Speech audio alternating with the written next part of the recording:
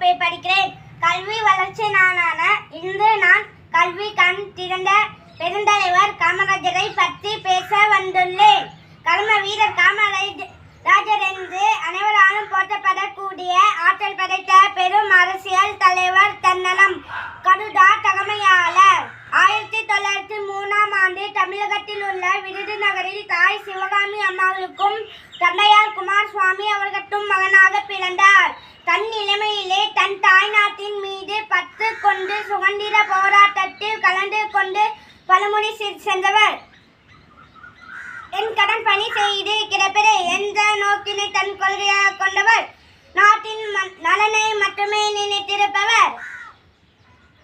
காமராஜர் அவர்கள் பல்வேறு விதமான நல திட்டங்களை வகுத்து தந்தவர். கிராமங்களில் பள்ளிகளை கொண்டு வந்தார். பள்ளிகளில் மதிய உணவு திட்டத்தையும் சீரடி திட்டத்தையும் கொண்டு வந்தார். தன்னாடு தன்மக்கள் என்ற தொண்டுடன் வாழ்ந்தார். இவரை படிக்காத மேடை, ஏழைகளின் நண்பன், கர்மவீரர் என்றெல்லாம் அழைத்து போற்றி